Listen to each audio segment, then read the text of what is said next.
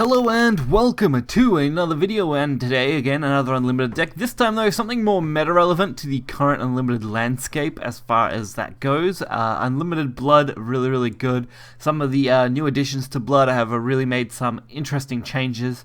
So in this variation we're running the 2 Creeping Madness, dealing damage and drawing a card for 1, both really good. Don't even need the Natarin effect, we really just want that initial effect as that's extremely valuable. Then we are running the Antelope Pelt Warrior, another really strong and good card. It has both healing versatility along with damage dealing, so balances this deck out quite nicely. And of course, Cougar Pellet Warrior, which of course is the rush. Fanfare, if your leader has taken damage during your turn at least 7 times, summon 2 more. And because of the new early game additions, as well as just focusing it in the early game, getting that out on turn 3 to 4 range is not impossible. Getting it out on turn 5 is the more logical turn that it tends to come out.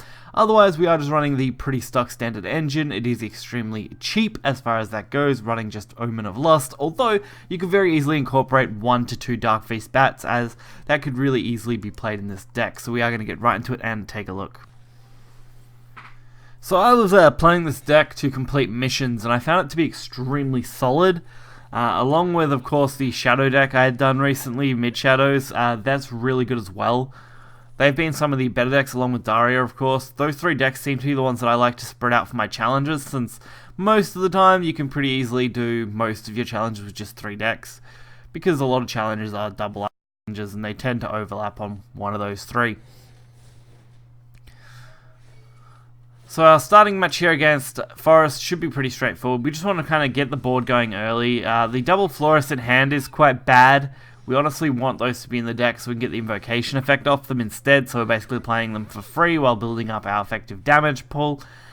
And honestly, this hand is going to be quite awkward for that, because we need a good creeping turn. So we need to get something good off Creeping Madness if we want to have hope here. That's really what's going to lock down the board for us. So we're really betting on it now, and that was a good draw.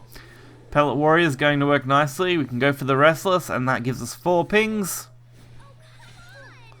And gets us out that free Florist. So we do still have the 2 in hand, which is going to be a bit of a pain, but we should be able to deal with that. And we've still got the Omen of Lust, which could come in quite handy as well.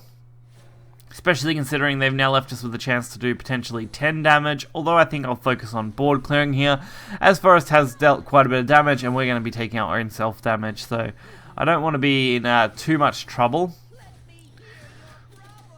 So I am spreading this out, even though I could have just went straight up for 10, potentially 11 with that extra ping, but I didn't want to take that too big a risk here.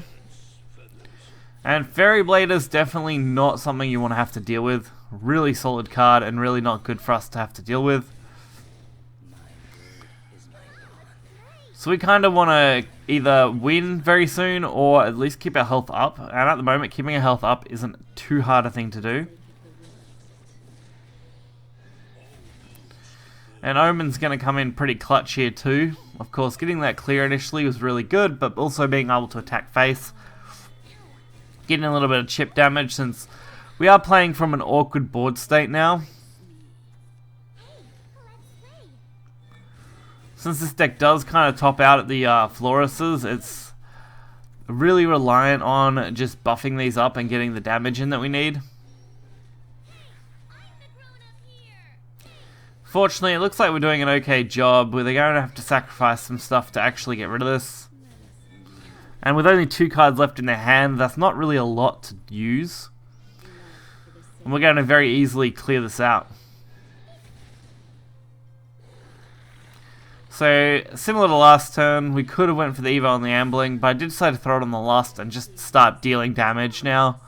Of course, that did end up with our opponent conceding, but we pretty much had game from here. It wouldn't have been hard for us to win. Next up, we're going for the Rune matchup. Really popular in Unlimited, as I mention in every video if you guys watch all of them, but for any guys who just kind of jump around a bit, definitely one of the more popular meta decks. Although this Blood deck I have seen quite a bit too. This is a reasonably popular Blood variant.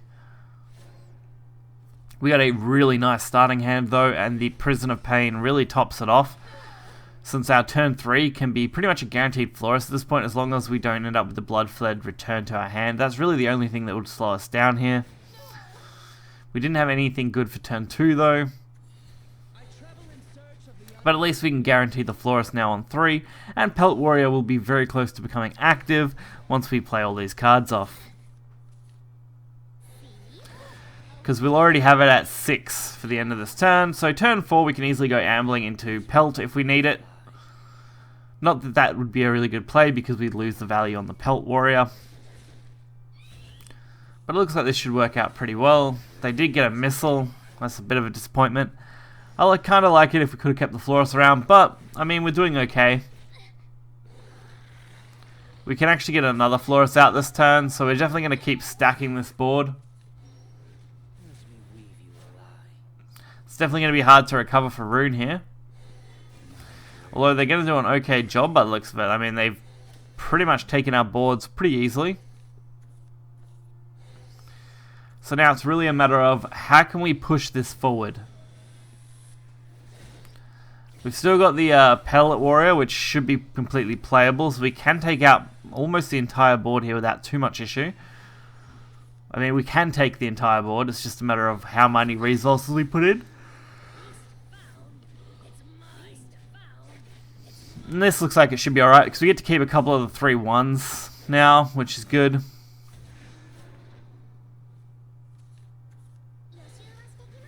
Prize Pupil, that's a fairly decent card for the opponent to play out there. I mean, they're going to lose it instantly, but they can easily take this. And we're starting to get into a really awkward position where we're really running out of our resources and we're getting close to them potentially having massive board sweeps. So I'm putting the Prisoner Pain down so I can go for that extra resource gain that we're going to need here. And devoting this damage in now because we don't really have many options left. At least we can hold out here. Prize Pupil, again, not great for us because the spell boost is dangerous. We are only on the turn 6 for them, turn 7 for us, so we're still in an okay position. We just need to take this now. So I go super wide here. I'm going to get the heal off. That's kind of why I set this up the way I did. Plus I wanted the board state to be really good. And these 3/2s are going to do a wonderful job. Especially if they can't go super wide here. Traditional Sorcerer, that's fairly good. Dimensional Shift, okay. But nothing else. Okay, so they're desperate. That's a good sign for us. Especially with the Chaos Wielders. So they got desperate. They tried to block up this board while taking something out. It wasn't a bad idea. The glow return there probably wasn't the best strategy they could go for though. If they had set up double ward, I would have had a little bit more trouble getting over it, although we have a perfect hand to deal with it. It would have been a smarter way to leave their board state, as they wouldn't have put themselves at as much risk. Because we now get the easy damage there. Probably could have come up with another way to do some of the similar damage, or at least buy us another turn, but why not just end it there? So this deck overall, extremely solid, reasonably cheap, about as cheap as Daria, if not cheaper, since we're running, I think, less golds than Daria decks do. So really, really good deck, really easy to pick up and play if you are a beginner, and you can expand it a little bit by adding Dark Feast Bat in if you typically get those. So if you guys enjoyed this video, be sure to hit the like button and subscribe. Until next time, guys, see ya.